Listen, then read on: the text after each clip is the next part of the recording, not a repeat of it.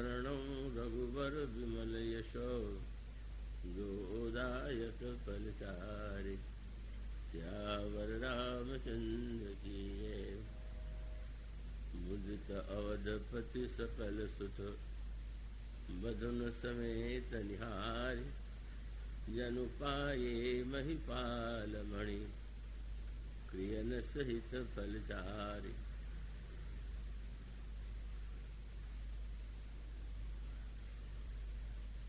भगवत कथा रसिक महानुभाव भक्तिमती देवियों, प्रभु श्री रामभद्र और जनक नंदिनी सीता के पावन परिणय का प्रसंग इस बार आपके सामने प्रस्तुत किया जा रहा है। विवाह का यह संस्कार समाज में अत्यंत प्रिय और आनंददायक संस्कार के रूप में मनाया जाता है, किंतु भगवान राम और श्री सीता जी का विवाह केवल उतने ही अर्थों में नहीं जिन अर्थों में समाज में विवाह होते हैं, उसका बड़ा दूरगामी तात्पर्य है, अर्थ है। और उसका तात्पर्य है कि यह विवाह इतिहास की दृष्टि से भूतकाल में त्रेता युग में संपन्न हुआ, मिथिला नगरी में संपन्न हुआ, पर ये अभी जो दोहा आपके सामने पढ़ा गया और उसके पहले जो छंद है, उसमें गोस्वामी जी मानो यह बताना चाहते हैं, यह जो इतिहास की दृष्टि से भूतकाल का विवाह है, आज भी उसकी आवश्यकता है और उसके लिए अपने हृदय को ही मंडप के रूप में उसको एक मंडप का स्वरूप दे करके उस मंडप में ही यदि हृदय के मंडप में यदि यह विवाह संपन्न हो तो निश्चित रूप से यह आंतरिक विवाह, हृदय के मंडप में संपन्न होने वाला है विवाह, हमारे जीवन को पूर्णता प्रदान करेगा और समाज भी उसके द्वारा अपने को धन्य बना सकता है। इसीलिए वो उस छंद में कहते हैं, यह मंडप ही नहीं है, सुंदरी सुंदर वर्ण सह सब एक मंडप राजहि जनु जीव उर चारु अवस्था विभुन सहित विराजहि। उन्होंने कहा कि जैसे ऐसा प्रतीत हो रहा है कि जीव के हृदय में यह चारों अवस्थाएं अपने स्वामियों या विभुओं के साथ विराजमान। तो इसका तात्पर्य है कि इतिहास की दृष्टि से महाराज जनक दो भाई हैं और उनमें महाराज जनक के जो छोटे भाई हैं उनकी दो कन्याएं हैं, मांडवी और श्रुतिकीर्ति। और विदेह महाराज जनक के यहाँ भी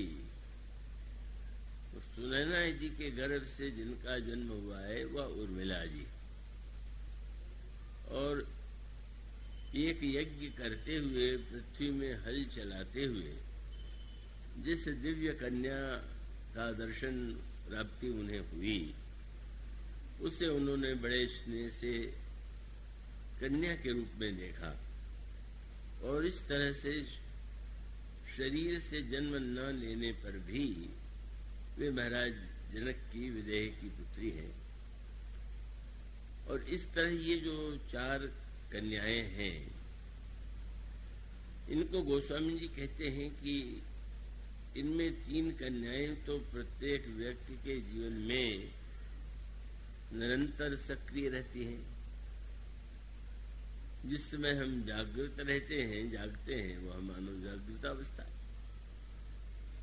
जिस समय हम स्वप्न देखते हैं वह स्वप्नावस्था है, और जिस समय हम प्रगाढ़ नींद में सो जाते हैं उसका नाम सुषुप्ति अवस्था है। तो ये जो तीनों अवस्थाएं हैं उनका दर्शन तो नित्य हमें और आपको हो रहा है, पर इसका आप अनुभव करते ही होंगे कि तीनों अवस्थाओं में कुछ दूरी है, भिन्नता है। अब यूँ कहें कि जैसे दिन में आपने बहुत अच्छे कार्य किए, पर गहरी नींद में सोने के पहले जब आप स्वप्न देख रहे हो तो बुरे से बुरे स्वप्न आ जाते हैं। तो इसका अभिप्राय है कि जागृत अवस्था में हमारा आपका एक रूप है, और जब हम स्वप्न देखते हैं तो हमारा आपका दूसरा रूप हो जाता है। और जब जिसको हम गहरी नींद कहते हैं, जिसमें कोई बाह्य घटना दिखाई नहीं देती, पर इतना होते हुए भी उसका एक अनोखापन है। जागृत अवस्था में आपसे यदि परिचय पूछा जाए तो आप अपना परिचय चाहे जाति के रूप में दें, कुल के रूप में दें, परिवार के रूप में दें, अपने पिता के नाम से अपना परिचय दें, और आप उस रूप में अपने आप का परिचय दूसरे के सामने देते। पर आपके परिचय की जो पद्धतियां होती हैं अलग अलग होती हैं। आपको कोई भाई कहकर पुकारता है, कोई पिता कह करके पुकारता है, कोई मित्र कह करके पुकारता है, और इस तरह से दिन में अनेक आपके परिचय होते हैं, और उन परिचयों के अलग अलग कर्तव्य होते हैं।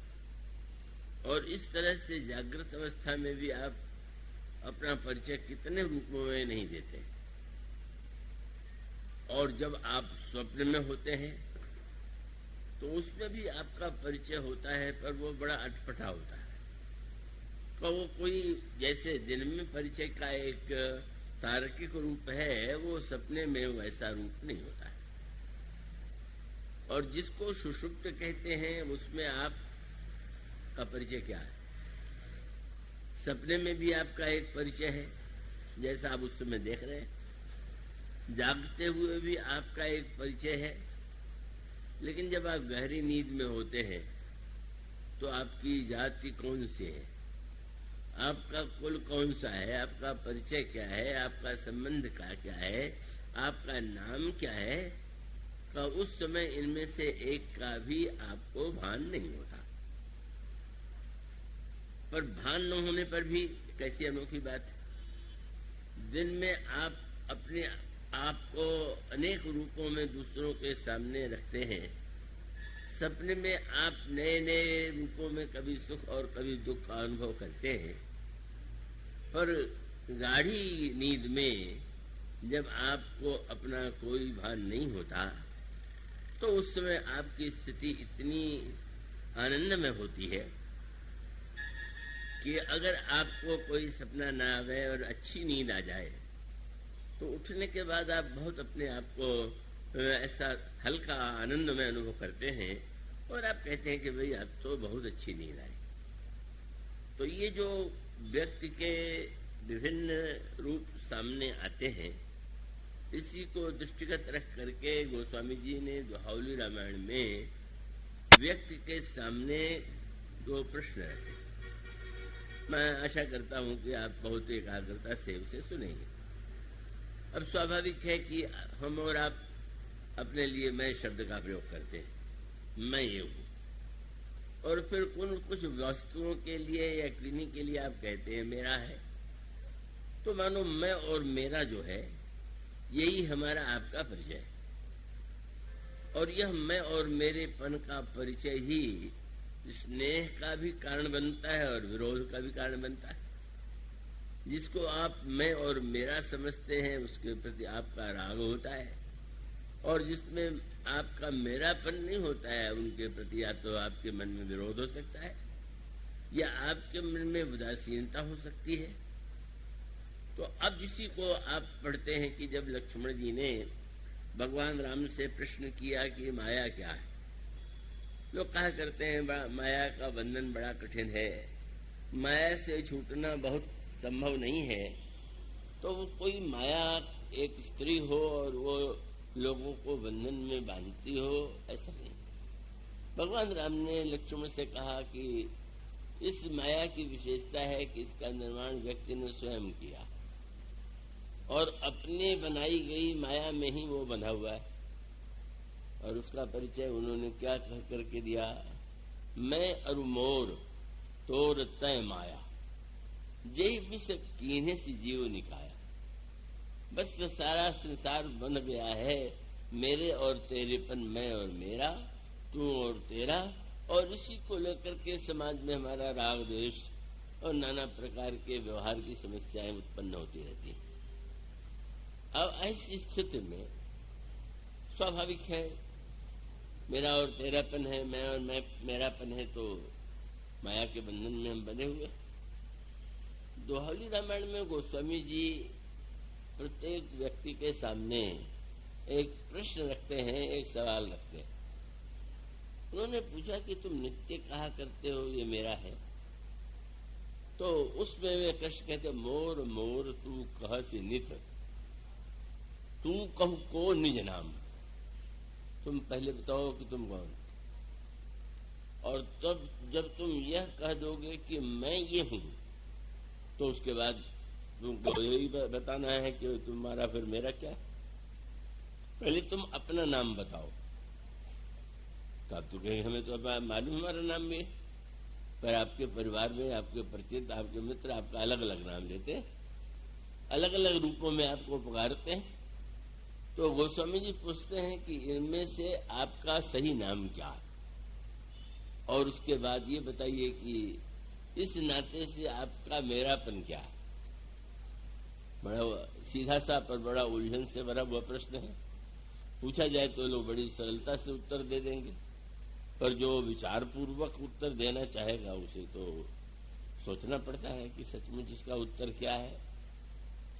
मुझका सांकेतिक अर्थ ये है, महाभारत में जो कर्ण की कथा है, कर्ण के समक्ष उसके अंतर जीवन की सबसे बड़ी जटिल समस्या यह थी कि उसका जन्म कुंती के गर्भ से हुआ, पर उस समय कुंती के गर्भ से जन्म हुआ जब वे कुमारी थी। महर्षि दुर्वासा के द्वारा उनको ऐसा मंत्र मिला कि जिस देवता का वे आवाहन करेंगी वो उपस्थित हो जाएगा। तो बाल्यावस्था में कौतूहल बस उन्होंने सूर्य का स्मरण किया, सूर्यदेव सामने आए और उन्होंने ये कहा कि मेरा आना व्यर्थ नहीं जाएगा, तो मेरे अंश के रूप में तुम्हारे गर्भ से पुत्र जन्म लेगा। अब किसी कन्या, कुमारी कन्या के गर्भ से पुत्र का जन्म तो समाज में बड़ी निंदा की दृष्टि से देखा जाता है। अब उस समय कुंती का लोगों से भले ही छिपा पाई हो, पर वो बालक का जब जन्म हुआ तो लोक लज्जा के मारे उन्होंने यही सोचा कि क्या करें, तो एक छोटा पालना बना करके और बालक कर्ण को सुला दिया उन्होंने और नदी में आ गया। और उस छोटे पालने ने जो तैरने वाला था उसको एक रथ चलाने वाले व्यक्ति ने देखा, तो वो उसने उठा लिया। उनके पुत्र नहीं थे, उनकी पत्नी का नाम राधा था। उन्होंने ऐसा अनुभव किया कि तो ईश्वर की बड़ी कृपा है कि ये पुत्र मुझे मिला। और तब स्वाभाविक रूप से कर्ण का प्रारंभिक नाम पड़ा राधेय। जो राधा का पुत्र है वो राधेय है, सारथी उनके पिता हैं। और इसी रूप में कर्ण का परिचय समाज में प्रचलित हुआ। मूलतः वो उसका जो परिचय है उसे लोकलाज के भय से कुंती दे नहीं सकती थी, और राधे और उसके रूप में उसकी प्रसिद्धि हुई। वही जो एक उसकी जटिल समस्या थी, उसका परिणाम क्या हुआ? ये जो पांचों पांडव हैं उनमें उस दृष्टि से देखें तो सबसे बड़े तो कर्ण ही थे, क्योंकि युधिष्ठिर आदि का जन्म तो विवाह के बाद गर्भ से हुआ, पर अवस्था क्रम से युधिष्ठिर बड़े नहीं थे, कर्ण ही बड़े थे। लेकिन कर्ण को अपना कोई ज्ञान तो नहीं था। राधा ने पाला, लोगों ने राधे कह करके पुकारा और उसको परिचय को उन्होंने स्वीकार किया।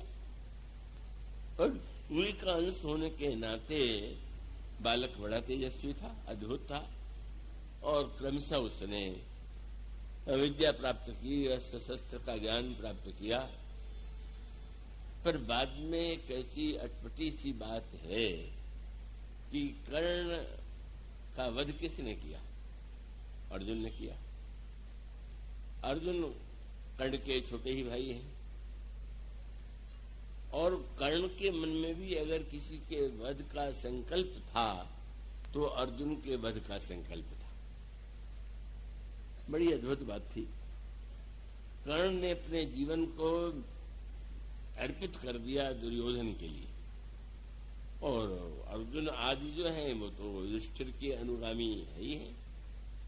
वो महाभारत की गाथाएं आपने सुनी होंगी, पढ़ी होंगी, कि जब सब राजकुमारों के युद्ध कौशल की परीक्षा हो रही थी और उसमें अर्जुन के दिव्य कौशल का परिचय समाज के सामने गुरु द्रोणाचार्य ने रखा और अर्जुन की जयध्वनि चारों ओर गूंजने लगी, तो कर्ण से नहीं रहा गया और कर्ण स्वयं वहां आकर के उसने घोषणा किया, कर्ण ने, कि आप लोग अर्जुन की जयध्वनि क्यों कर रहे हैं?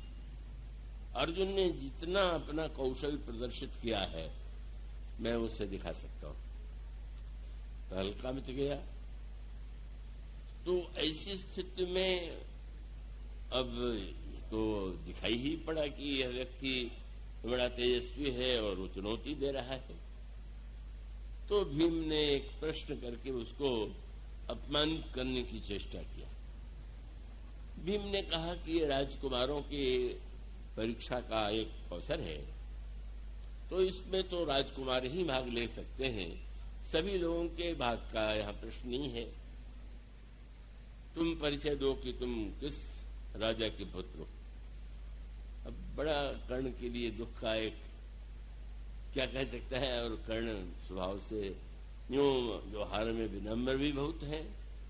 तो उसी समय अगर वो रथ चलाने वाले सारथी आए तो उनके चरणों में प्रणाम करने में भी संकोच नहीं किया।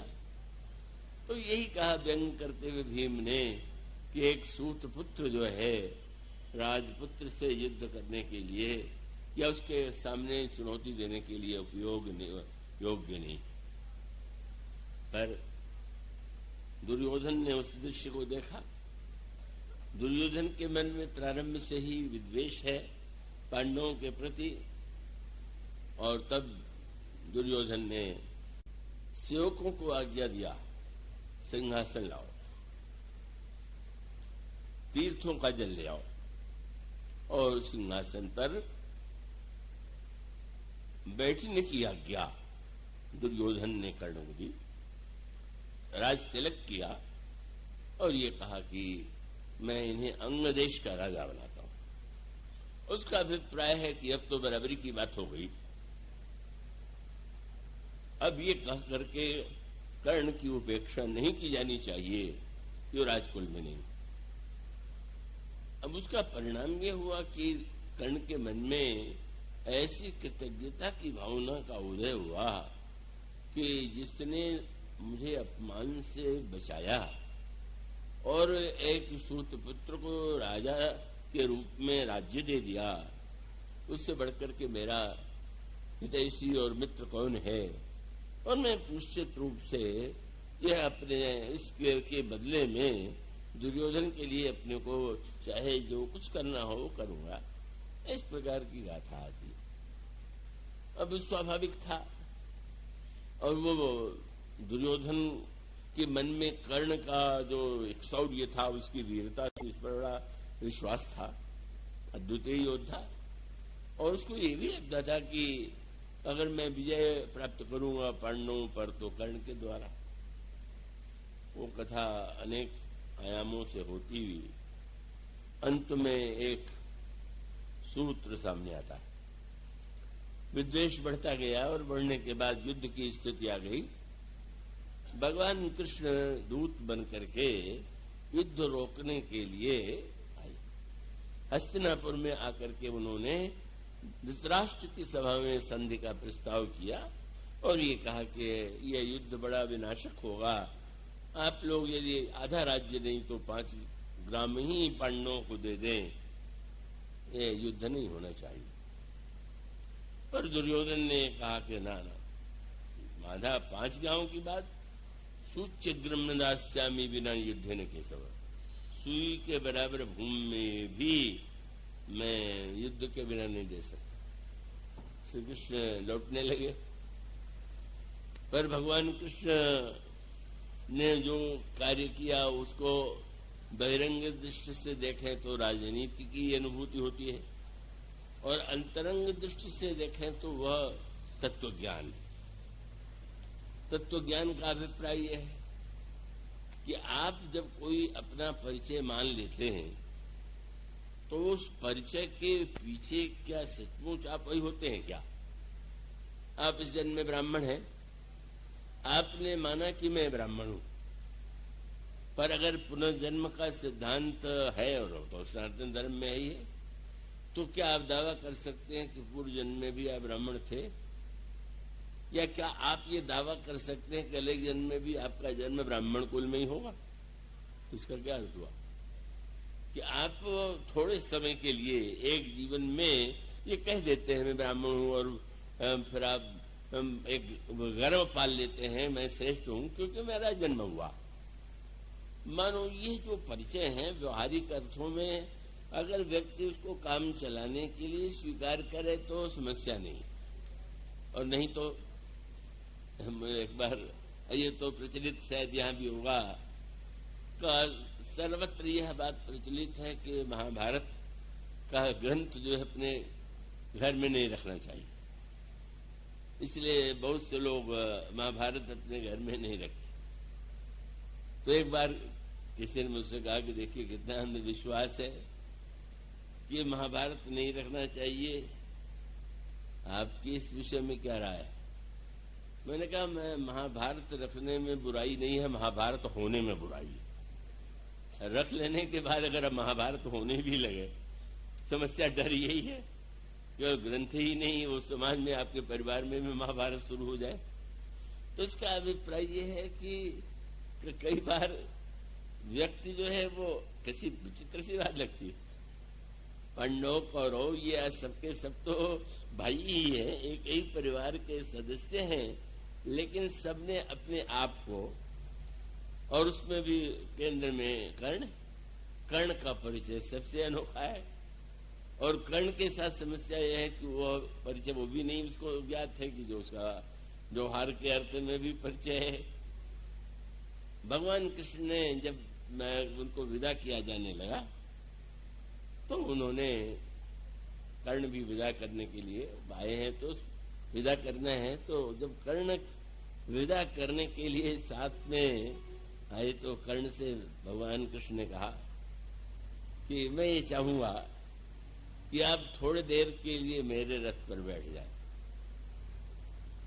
कर्ण ने कहा कि आप कह रहे हैं आपकी इच्छा है तो बैठ जाने में क्या आपत्ति है। और उसके बाद एकांत में जाकर के भगवान कृष्ण ने कर्ण से प्रश्न किया, तुम जानते हो तुम कौन हो, तुम्हारा वास्तविक परिचय क्या है? और ये कहा कि तुम सूत पुत्र नहीं हो, तो तुम तो सूर्य के पुत्र हो, और सूर्य के पुत्र के नाते तुम्हारा कर्तव्य है कि तुम दुर्योधन का साथ छोड़ दो। ये युद्ध तो दुर्योधन तुम्हारे बल से लड़ रहा है, और यदि तुम साथ छोड़ दोगे तो युद्ध भी रुकेगा, और साथ साथ तुम ही सबसे बड़े हो, इसलिए राज्य का स्वामित्व भी तुम्हें ही दिया जाएगा।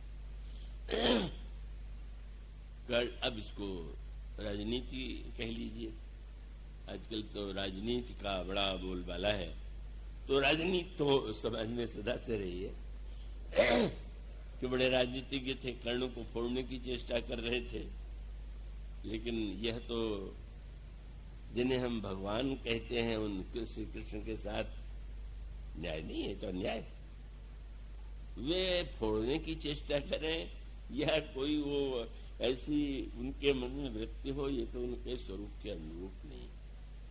अब उसका तात्पर्य क्या है कि कर्ण माने एक ऐसा व्यक्ति जो सूर्य का अंश है, और यूं विचार करके देखें तो हम सभी मूलतः क्या, जिनके द्वारा जन्म हुआ है, जिन्होंने पालन पोषण किया है, वो तो व्यवहार में, लेकिन यह जो जिसे हम जीवात्मा कहते हैं, यह वास्तविक किसका अंश है? और वो अंश जो है, चाहे सूर्य का कहें, सूर्य को भी हमने भगवान के रूप में ही देखा है, प्रकाश के रूप में देखा है, ज्ञान के रूप में देखा है। और रामायण में भी कहते हैं कि अगर व्यक्ति अगर सही अपना परिचय देगा तो परिचय उसका तो एक ही, आप किसके पुत्र हैं? तो आपको रामायण में पढ़ने को मिलेगा, ईश्वर अंश जीव अविनाशी, चेतन अमल सहज सुख राशि। ईश्वर का ही अंश जीव है। तो इसका अभिप्राय यह है कि वस्तुतः तो प्रत्येक व्यक्ति ही ईश्वर का अंश है। और उस विविध परिस्थितियों में, परिवार में, समाज में किसी ने सम्मान पा लिया, किसी ने दरिद्रता प्राप्त की और उसमें भिन्नता और विरोध की वृत्ति का उदय हुआ। भगवान साक्षात परम करुणा में है, उन्होंने अवतार लिया है और वो जीव को उसके स्वरूप का बोध कराते। अगर व्यक्ति को अपने स्वरूप का बोध हो जाए, वस्तुतः मैं कौन, तो बहुत सारी जो विडंबनाएं हैं व्यक्ति और समाज के जीवन से समाप्त हो सकती। तो यह भगवान की बड़ी कृपा थी और उसका सांकेतिक अर्थ भी यही था। उन्हें तो भविष्य में यह भी ज्ञात है कि युद्ध होना ही है, और उनको यह भी ज्ञात था कि अर्जुन के रथ का संचालन मेरे द्वारा होगा और अर्जुन मुझसे ये कहेंगे कि रथ पर आप ही विराजमान होकर के मेरे रथ का संचालन करें।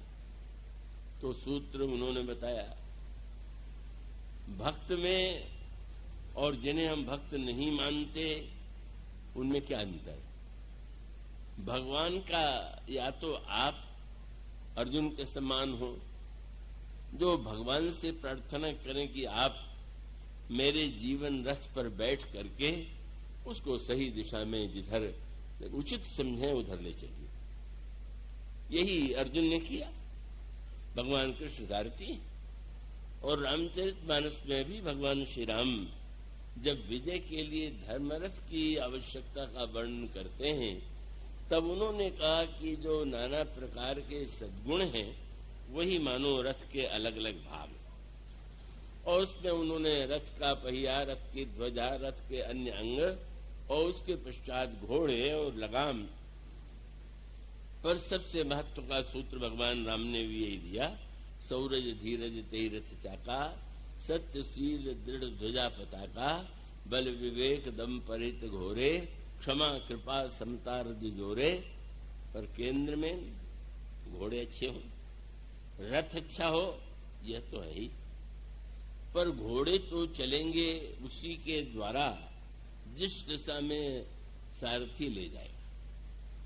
सारथी अगर बहुत ऐसी वृत्ति का हो, जैसा कि महाभारत में शल्य की वृत्ति है, तो वो रथ को चाहे जिस दिशा में मोड़ देगा। इसका सीधा सा तात्पर्य है कि हम यदि ये चाहें कि हम सही दिशा में चलें और जीवन संग्राम में हम विजय प्राप्त करें, तो हम भगवान से ही ये कहें कि सद्गुणों से क्या होगा। सद्गुण तो जीवन धर्म रथ के नाना अंग हैं, पर आप उसको सही दिशा में ले चले। जिधर चलना चाहिए हमारा जीवन उस दिशा में चले। भगवान कहते हैं, जिस व्यक्ति ने धर्म के रथ पर ईश्वर को सारथी बना लिया, वह व्यक्ति इस संसार के लिए जीवन संग्राम में महाअजय संसार रिपु जीत सके वो सूर्य। भगवान कहते हैं कि वह व्यक्ति जो सद्गुणों को ईश्वर को सौंप करके उसके द्वारा संचालित होता है, वही सच्चे अर्थों में महावीर। पर कर्ण उस जीव के समान है कि जिसको भगवान ने स्वयं निमंत्रण दिया, और निमंत्रण देने के पीछे एक मधुर व्यंग था, और व्यंग ये था कि मैं जानता हूं कि तुम अपने रथ पर मुझे कभी बैठने के लिए निमंत्रण नहीं दोगे, तुम मुझे सारथी नहीं बनाओगे, चलो अपने रथ पर तुम मुझे नहीं बैठाओगे तो आओ थोड़ी देर के लिए मेरे रथ पर तुम बैठ जाओ, ये कृपा थी। मैं तुम्हें अवसर देता हूं। ये अवसर भगवान प्रत्येक जीव को देते हैं। भगवान जानना चाहते हैं कि थोड़ी देर के लिए क्या आप मेरे साथ मेरी बातें सुनना चाहेंगे, मेरा उपदेश संदेश सुनना चाहेंगे। कर्ण व्यवहार में तो अत्यंत सभ्य है, और लोक दृष्टि से देखें तो उसमें बड़े उच्च कोटि के गुण हैं।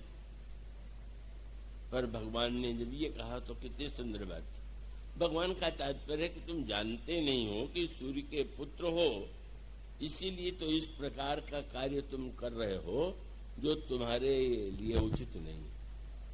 क्या सूर्य के पुत्र होकर के तुम दुर्योधन के पीछे चलो, दुर्योधन की सेवा करो? क्या तुम्हें यह कितनी बड़ी विडंबना नहीं लगती? क्यों? सूर्य का बेटा अंधे के बेटे की सेवा करे, क्या विडंबना है।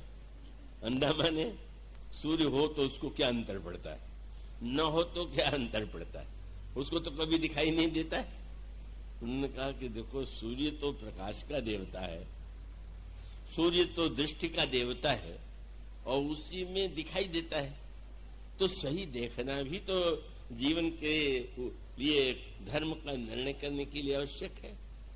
मानो जीव यदि यह जान ले कि और जो हमारे परिचय हैं वो तो बदलते रहने वाली परिचय हैं, वास्तविक परिचय तो यही है कि हम सूर्य के अंश हैं या ईश्वर के अंश हैं, भगवान के अंश हैं, तो हम दुर्योधन का साथ छोड़ देंगे।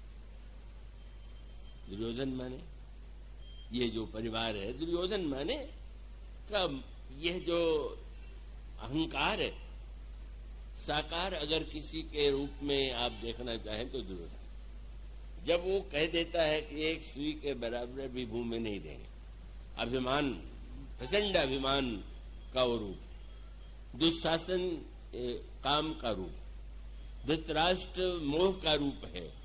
मोह न अंध कीन के ही। जब व्यक्ति के जीवन में मोह आता है तो अंधा हो जाता है, जब काम आता है तो दुशासन बन जाता है, जब अभिमान आता है तो योधन बन जाता है। हम अभिमान, काम, मोह इनका साथ और इन्हें अपना प्रिय तभी मानते हैं जब हम अपने आप के परिचय को नहीं जानते। बुराई छूट जाएगी अगर हम समझ लें कि नहीं नहीं ये कुछ नहीं है, ये मेरा वास्तविक परिचय है नहीं। यही हमारे शास्त्रों की परंपरा। इसलिए ये ग्रंथों में लिखा है कि प्रातः काल उठने पर सबसे पहला एक प्रश्न अपने आप से कीजिए। दिन भर तो आप दूसरों से करेंगे, आपसे दूसरे करेंगे, पर पहला प्रश्न अपने से कीजिए, हो हम, मैं कौन? दिन भर आपको न जाने कितने लोगों में रूप पुकारेंगे और वो सबके नातों से आपसे अपना काम कराना चाहेंगे, तुम कौन? तो मानो अवश्य कर्ण का दुर्भाग्य यही है कि विशेषता, योग्यता, सद्गुण होते हुए भी, और जब भगवान के द्वारा उसको ज्ञात हो गया तब भी उसने ये अनुभव किया कि नहीं नहीं, दुर्योधन ने अगर मेरा इतना साथ दिया है तो हम उसका साथ क्यों छोड़े? तो ये गणित तो समाज में बहुत अच्छा माना जाता है, किसी ने हमारा साथ दिया हम उसका साथ देंगे। लेकिन आंतरिक जीवन में ये गणित बहुत बुरा।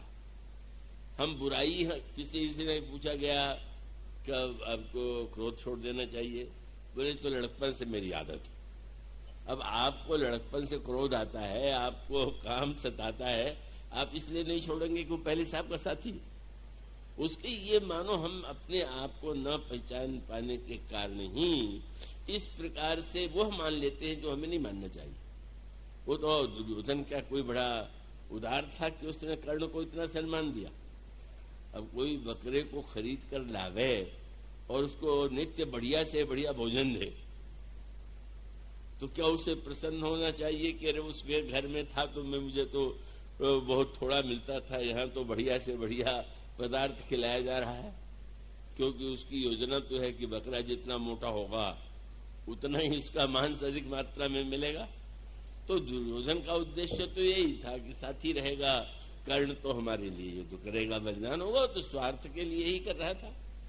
इसीलिए रामायण में भी जब जब लंका पर रावण ने अधिकार किया तो सब लोगों के लिए सुंदर से सुंदर भवन दिए, अच्छे से अच्छे महल दिए और नाना प्रकार के व्यंजन का उसके द्वारा दिया जाता था। लंका में जितनी उदारता से रावण राक्षसों से व्यवहार करता था वो साधारण नहीं। लेकिन रहस्य कब खुला? अब यह तो गोस्वामी जी ने कहा कि यही जस जोग बाटी गृह दीन है, सुखी सकल रजनीचर की। वो जिस योग्य था उसका वैसा घर देकर के सारे राक्षसों को सुखी कर दिया। तो लोगों को लगा कि कितना उदार है, हम लोगों का कितना ध्यान रखता। लेकिन उस ध्यान के पीछे जो भीतर गहराई में बात थी उसका रहस्य कब खुला? अब जब बंदरों से युद्ध होने लगा तो युद्ध में तो कभी कोई पक्ष हारता है, कोई जीतता है, निकलता रहता है। जब एक ऐसा अवसर आया कि बंदरों के आक्रमण से वे राक्षस भागने लगे, तब इधर जब लौट करके वे चले तो पीछे रावण खड़ा था और उसके हाथ में तलवार थी। आगे से जा रहे थे बचने के लिए पीछे, और तब रावण के हृदय का असली भेद खुल गया। रावण ने कहा ये जो बड़े बड़े महल दिए गए और खूब आप लोगों ने आनंद से चाहा जैसा व्यंजन किया, किस दिन के लिए किया? सर्वस खाई भोग करी नाना, समर भूमि भय बल्लभ प्राणा। आज ही के लिए तो था, बात तो यही थी। मैंने अगर ये राक्षस हमसे प्रसन्न रहेंगे तो युद्ध में हमारा साथ देंगे, हमारे विजय में हेतु बनेंगे, तो उसके मूल में तो उसकी वृत्ति तो वही है। दुर्योधन की वृत्ति भी कोई उदारता की नहीं। अगर उदार ही होता तो फिर पांडवों को 5 गांव क्यों न दे देते? अगर इतना उदार है कि दुर्योधन को राज्य दे सकता है तो पांडवों को तो 5 गांव देना। पर नहीं, जो उसका गणित है वो दूसरे प्रकार का। और यही अंतर का जो अंतर है वही भगवान राम में है। ये नहीं कि राक्षसी कभी बंदर भी भागने लगे, तो भगवान राम ने तो बंदरों को डराने की चेष्टा नहीं किया। अपितु ये कहा कि सुग्रीव, विभीषण, लक्ष्मण बंदर थक गए हैं लड़ते लड़ते, तो भाग रहे हैं, तो थोड़ा इनको विश्राम देना चाहिए। आप लोग इनको विश्राम दीजिए। तो महाराज उधर से तो आक्रमण हो रहा है, अब राक्षसों को, बंदरों को विश्राम देंगे तो लड़ेगा कौन? तो भगवान राम ने कहा तुम सुग्रीव, विभीषण अनुज समारोह सैन, मैं देखूं खल बल दल ही बोले राजीव, मैं युद्ध करूंगा। मानो अंतर हृदय में हमारे व्यवहार की क्या है, हम किस भावना से प्रेरित होकर के अच्छा व्यवहार करते हैं। तो यह जो दर्शन है कर्ण कोई नहीं महाराज, कुछ भी हो, भले ही आप मुझसे बता दे कि मैं सूर्य का पुत्र हूं, पर मैं बात नहीं मानूंगा, मैं दुर्योधन का साथ नहीं छोड़ूंगा। भगवान ने कहा मैंने तो तुम्हें तुम्हारा स्वरूप बता दिया, और कैसी बड़ी विडंबना है। महाभारत में आता, कर्ण ने कहा कि महाराज मुझे ये भी पता है कि पांडव जीतेंगे, और आजकल मुझे बड़े बुरे सपने आते हैं, लेकिन मैं तो क्या करूं, मैं तो दुर्योधन के साथ ही रहूंगा।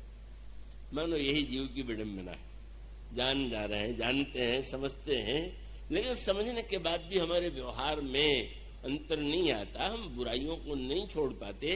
ये केवल बाहर व्यवहार का ही सत्य नहीं है, हमारे आपके हृदय का सत्य है।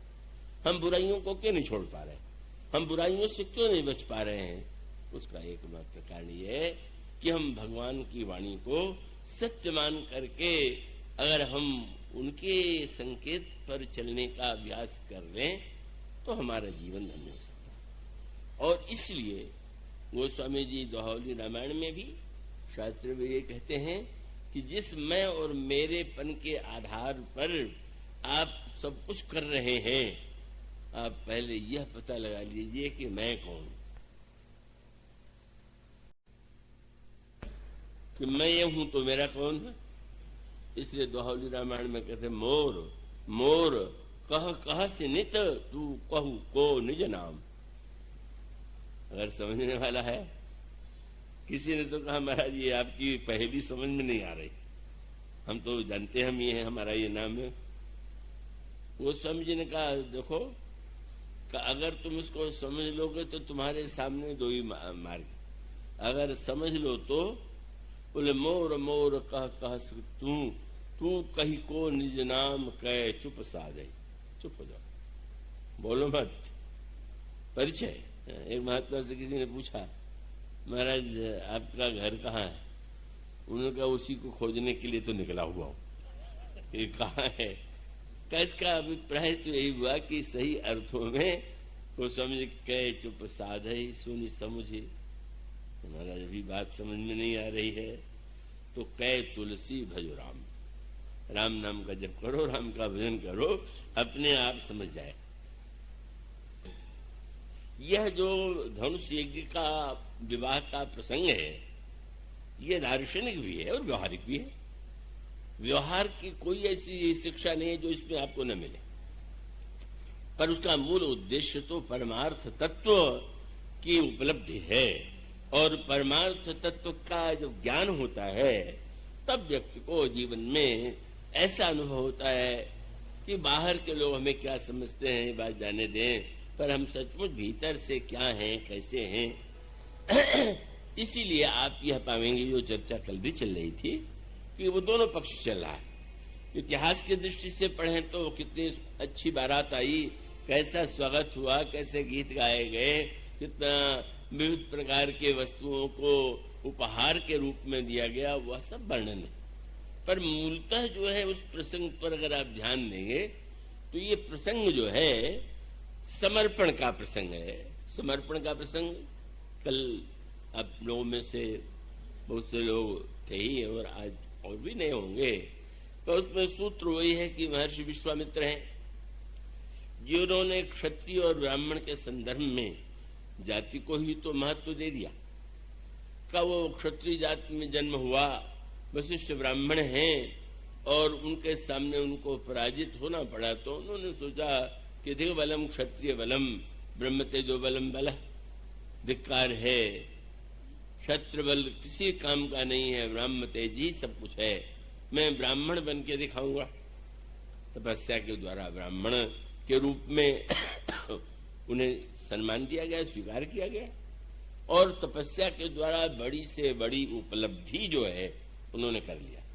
इतनी बड़ी उपलब्धि की यूं कहना चाहिए कि सारे पुराणों के इतिहास में ब्रह्मर्षि विश्वामित्र से बढ़ के कोई पुरुषार्थी हुआ ही नहीं। ऐसे अद्भुत व्यक्तित्व का जो अपने संकल्प से नया स्वर्ग बना सकते हैं, यानी क्या कुछ नहीं कर सकते, वो उनके विविध गाथाओं से आपको पढ़ने को मिलता है। पर उनके जीवन की जो परिपूर्णता, अब उसका दो पक्ष है। एक पक्ष तो यह है कि यज्ञ नहीं हो रहा था, और यज्ञ नहीं हो रहा था तो महाराज दशरथ से उनके दो पुत्रों को मांग करके ले आए, जिससे मेरे यज्ञ की रक्षा आए, और यज्ञ की रक्षा हो गई। फिर विश्वामित्र जी उन्हें लेकर के जनकपुर गए और जनकपुर में उनका विवाह हुआ, धनुष टूटा, विवाह हुआ। उसके बाद बारात आई और फिर चारों भाइयों का विवाह करके वे लौटे। पर इसको अगर अंतरंग में भी समझना चाहिए, क्योंकि विवाह का आनंद तो आप अपने यहाँ परिवार में भी ले लेते हैं, पर विवाह का जो तत्व ज्ञान है, माने इतना बड़ा महापुरुष विश्वामित्र से बढ़कर के कौन होगा। लेकिन इतना होते हुए भी गोस्वामी जी कहते हैं उन्हें भी अपने जीवन में अपूर्णता की अनुभूति हुई।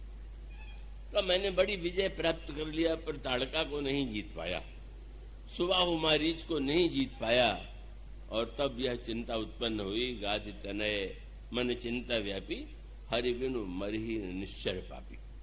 यानी कुछ दुर्गुण ऐसे हैं जिनको आप अभ्यास के द्वारा लड़के जीत सकते हैं, और कुछ दुर्गुण ऐसे हैं कि उसको भगवान जब कृपा कर दें तभी मिट पाता है, वो व्यक्ति के बस में नहीं होता।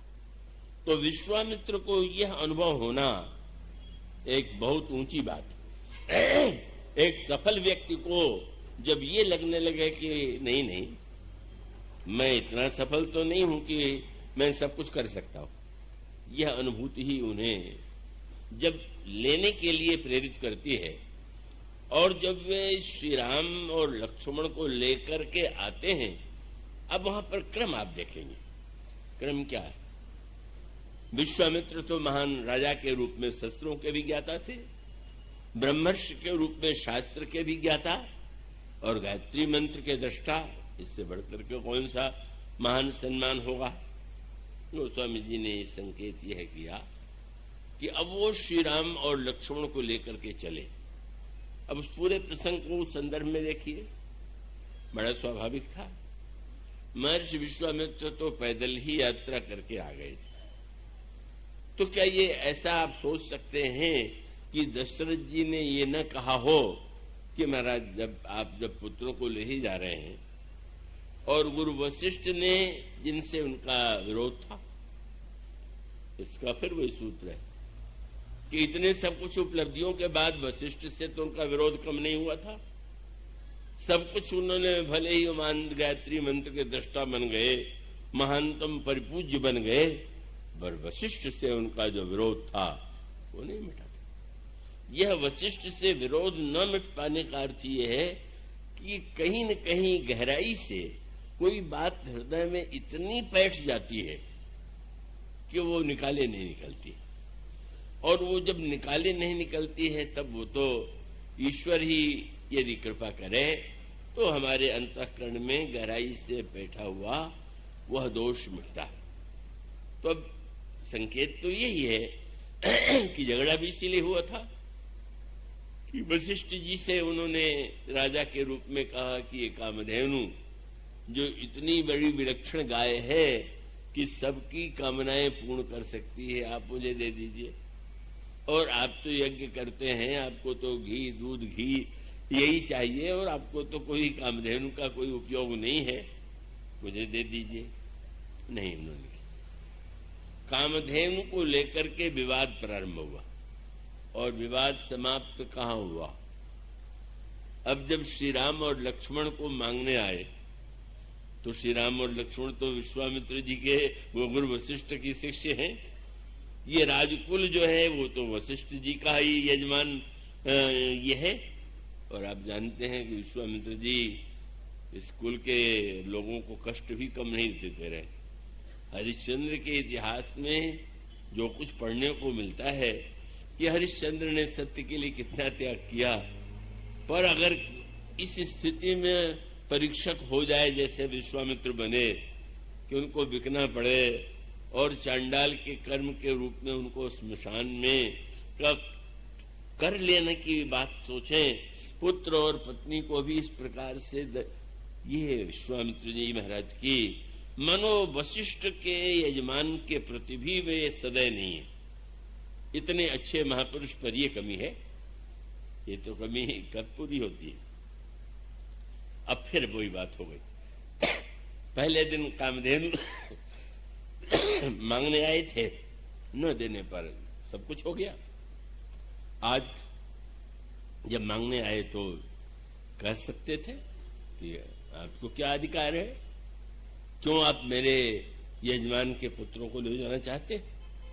लेकिन नहीं, यही बात नहीं। जब दशरथ जी को ये लगा कि मेरे ये पुत्र कितने कोमल हैं और बिना विचारे विश्वामित्र जी मुझसे मांग कर रहे हैं, तो वशिष्ठ जी ने समझाया। कितनी अनोखी बात है। कामधेनु मांगा तो विवाद हो गया, और शब्द श्री राम को मांगा तो विवाद समाप्त हो गया। क्यों? कामधेनु तो झगड़े की जड़ है। सबके घर में एक एक कामधेनु अगर आ जाए, कहीं होगा नहीं पर कल्पना कीजिए, तो आप उस कामधेनु से क्या मांगेंगे तो आप ही समझ सकते हैं। हो सकता है कि आप ये मांग करें कि हमारे पड़ोसी की आंख फूट जाए, उसका सर्वनाश हो जाए। कामधेनु माने आपको अगर अपने स्वभाव में ही आपका बस आपका अधिकार नहीं है तो आप अपनी कामना से दूसरों को केवल अपने लिए सुख और दूसरों को दुख मांग सकते। पर झगड़ा कब मिटता है? बोले ईश्वर ही वो ऐसा है कि उसके मांगने में आप उसका दुरुपयोग नहीं कर सकते। ये नहीं कि ईश्वर तो जब करेगा तो सबका कल्याण ही करेगा। तो माने ईश्वर को मांगने में, अगर ईश्वर को कामधेनु है तो विरोध है, और अगर ईश्वर है, कितनी बढ़िया बात है।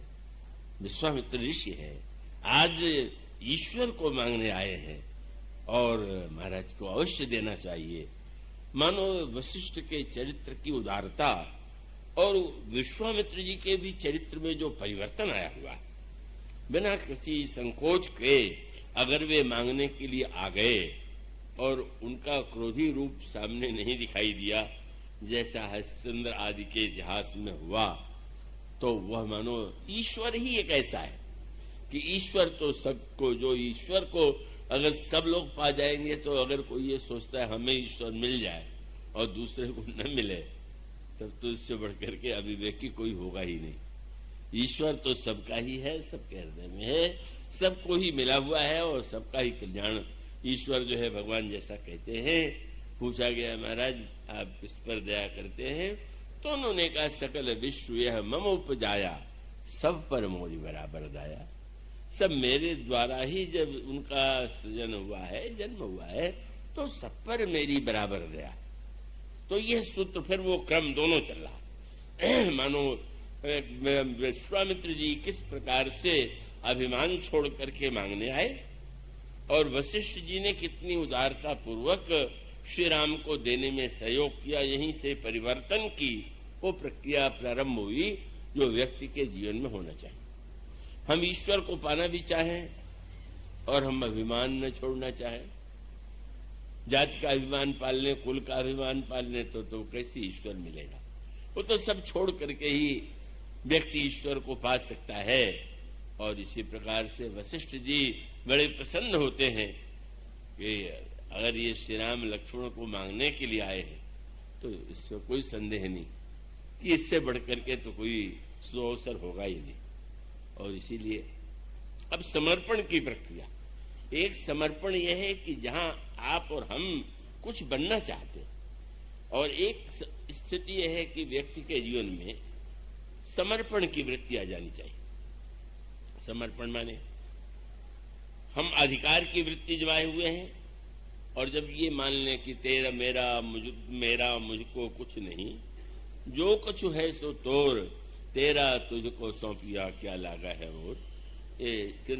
समर्पण का अर्थ है, पूजन भी करते हैं तो ये कह करके भोग लगाते हैं, त्वदीयं वस्तु गोविंद, आपकी वस्तु आपको मैं भोग लगा रहा हूं। यह वृत्ति यहाँ पर गोस्वामी जी ने उसका संकेत प्रारंभ किया। जाति का प्रश्न नहीं रह गया, ब्राह्मण क्षत्रिय का प्रश्न नहीं रह गया, और उसके पश्चात आप देखेंगे कितना बदल गए थे। विश्वामित्र जी और परशुराम जी जो है एक दूसरे के संबंधी हैं, एक ही संबंध से जुड़े हुए हैं, लेकिन वह विश्वामित्र जी जिनको प्रारंभ में बड़े जल्दी क्रोध आता था, जिसमें धनुष टूटने के बाद परशुराम जी महाराज पधारे और दोनों का जब मिलन हुआ तो स्वामी जी ने कहा परशुराम जी को देख करके तो सारे राजाओं में हड़कंप मच गया, सब साष्टांग प्रणाम करने लगे। विश्वामित्र जी जाते हैं, श्री राम और श्री लक्ष्मण को लेकर के जाते हैं और जाकर के विश्वामित्र मिले पुन जाई और पद सरोज मेले दो भाई। श्री राम श्री लक्ष्मण को चरणों में डाल दिया, ये आपके चरणों में प्रणाम करते हैं। दृश्य बदला हुआ है, अभी तो परशुराम जी अपने उस मुद्रा में नहीं आए, पर उस विश्वामित्र से मिलकर के अपने संबंधी हैं, और उसके साथ साथ राम लक्ष्मण को देख करके राम लखन दशरथ के ढोटा दीन आशीष देख भली जोटा राम ही चितई रहे ठग लोचन रूप अपार मार मद मोचन। श्री राम को देखा, विनम्र भाव से हाथ जोड़े सामने खड़े हैं, थोड़ी देर देखते रहे। लक्ष्मण को देखा, अच्छा बड़ी अद्भुत जोड़ी है, ऐसा तो ऐसे दो राजकुमारों को तो आज तक मैंने नहीं देखा। सब कुछ भूल गए, कैसा आनंद में वातावरण था। और उसके बाद गोस्वामी जी ने कहा कि अब जब देखा जनक जी ने कि इस समय तो महाराज बड़े शांत लग रहे, श्री राम लक्ष्मण को तो आशीर्वाद दे दिया, तो जनक जी ने तुरंत सीता जी की सखियों से कहा कि लाकर के पुत्री को प्रणाम करा दो। और सखियां जो है लेकर के आई सीता जी को, और सीता जी ने भी जब प्रणाम किया तो उन्होंने बड़े प्रेम से आशीर्वाद दे दिया। तो जब आशीर्वाद दे दिया तो आशिक दीन सखी हरसानी, और निज समाज ले गए हो भवानी।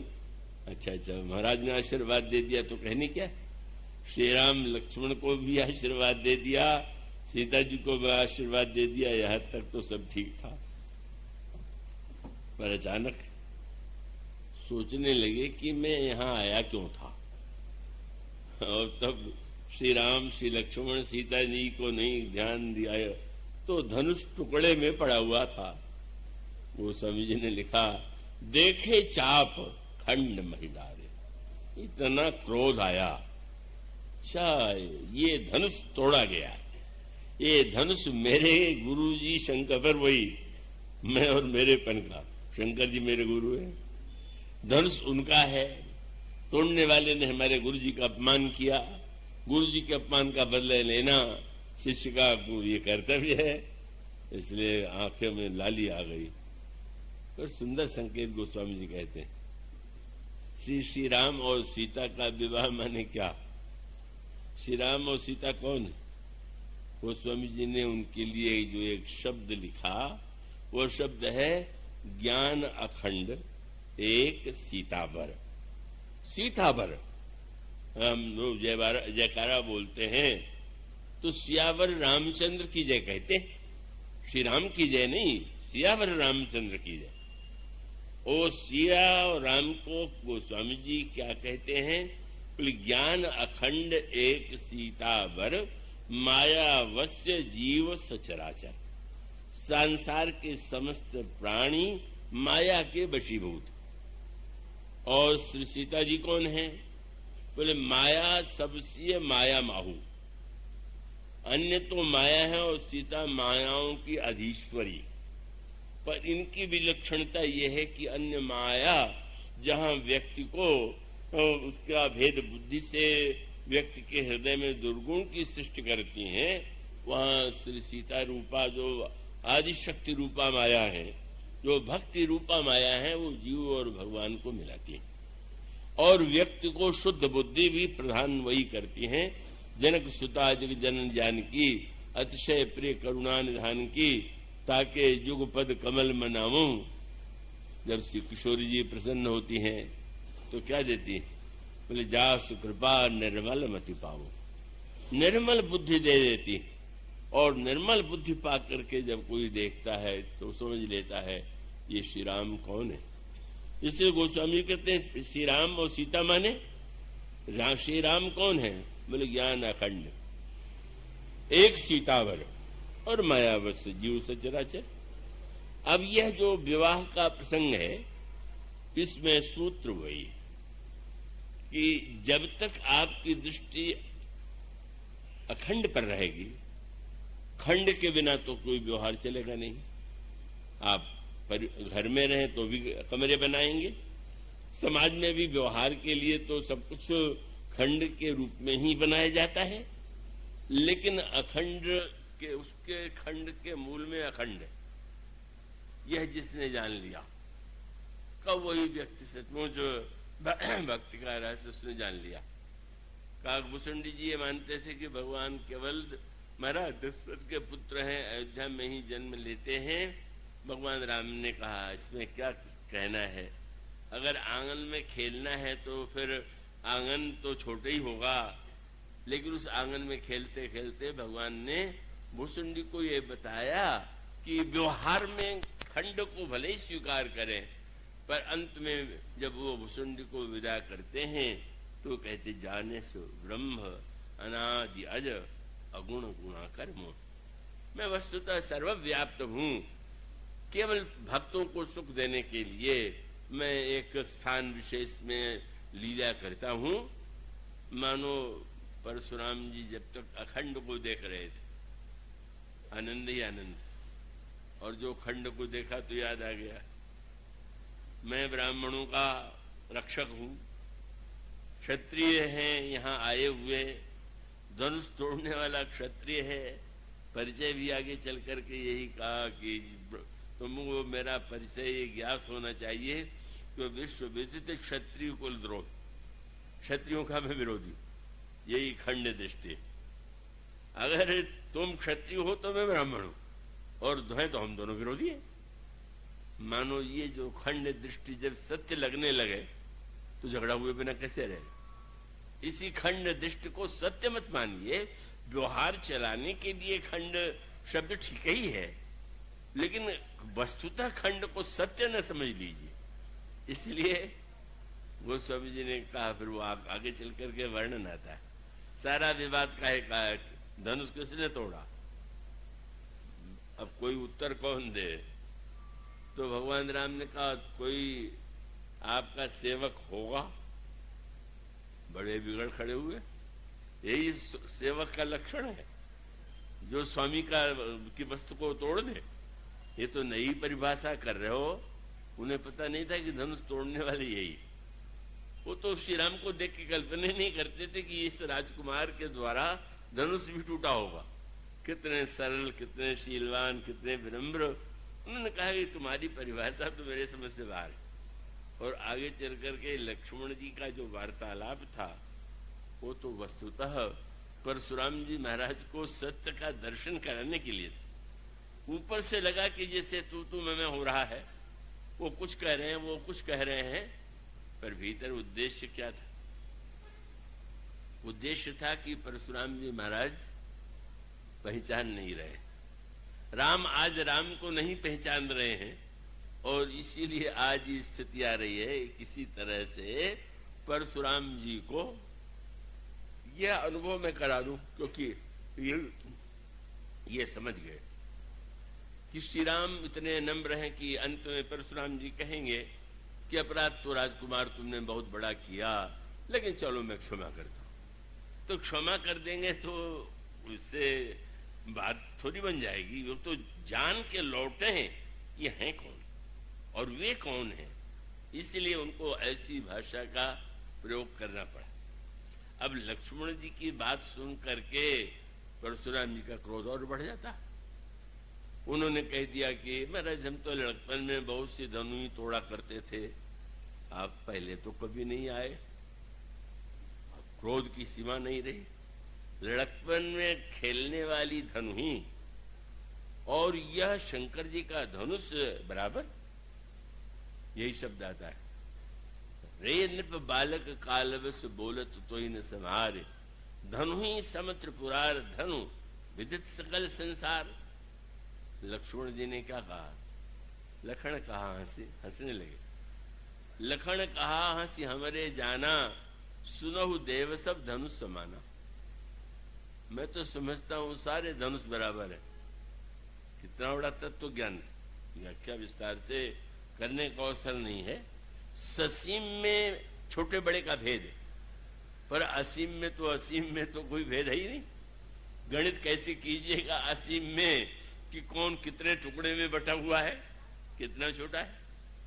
पर उसमें संकेत देता है कि परशुराम जी को बाद में लक्ष्मण पर तो क्रोध आ रहा था, पर उन्होंने विश्वामित्र जी की ओर देखा। अरे हमारे संबंधी हैं, इतने बड़े महात्मा हैं, इनको कम से कम अपने चेलों को समझाना तो चाहिए कि मैं कौन हूँ।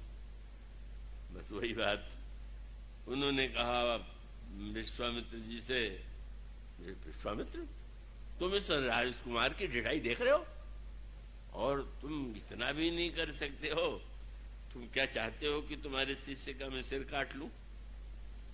और तुम बचाना चाहते हो तो एक ही उपाय, अब मेरे सामने ऐसी समस्या तो ही है कि तुम्हारे चेले का सिर कैसे काटे। अब लेकिन ये जैसे बोल रहा है तो मुझे सिर काटना पड़ेगा, तो इतना ही एक उपाय है, क्या?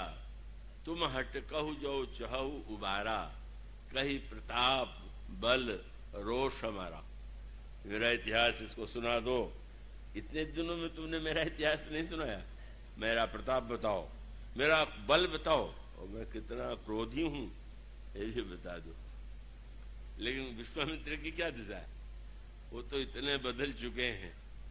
पुराने विश्वामित्र हो तो बात और थी कि कौन है, कैसे हैं, किससे। गोस्वामी ने लिखा कि जब उन्होंने कहा तो लक्ष्मण जी फिर बोल पड़े। लक्ष्मण जी ने कहा महाराज आप हमारे गुरु जी को कष्ट क्यों देते हैं, अपने मुंह तुम आपन करनी, भांति अनेक बार बहुवर्णी। आपने तो अपना इतिहास सुनाई दिया, कुछ बाकी रह गया तो और सुना दीजिए। पर आश्चर्य है, विश्वामित्र की दशा क्या है? बोले गाज सून का हृदय हंसने लगे। ऊपर से नहीं जानते थे लक्ष्मण के हंसने पर कहता क्रोध आ रहा है, मैं अगर हंस पड़ूंगा तो वहां क्रोध करेंगे, अब तुम भी वही करने लगे। तो इसलिए गोस्वामी जी कहते गाज सून का हृदय हंसे, मुनि हरियर सूझ, अय मैं खान न ऊख में, अजम न बूझा बूझ। ये पहचान नहीं रहे हैं जिन्हें आज तक इन्होंने परास्त किया है, जिनका वध किया है, ये कौन है? अबूझ हो गए। मैं चुप रहूंगा, अपने आप समझ जाएंगे। इसका मानो तात्पर्य था कि इस यात्रा को अगर पूरा आप पढ़ेंगे तो समर्पण का एक दिव्य क्रम चल रहा है। पहले ब्रह्मर्षि विश्वामित्र का समर्पण, उसके बाद आप पाएंगे का महाराज जनक के द्वारा समर्पण, और फिर आप ये पाएंगे कि परशुराम जी महाराज के द्वारा धनुष अर्पित करके कही जय जय जय रघुकुल केतु। वस्तुतः यह विवाह जो है का विवाह का आनंद लीजिए, उसको गाइए, उत्सव मनाइए, पर उसके साथ साथ इसमें जो एक अखंड तत्व है, उस अखंड तत्व का जिसको जान करके पहचान करके हमारे आपके हृदय में समर्पण की भावना जागृत हो, ये इसका उद्देश्य है। उस चर्चा को कल आगे बढ़ाएं। आज इतना।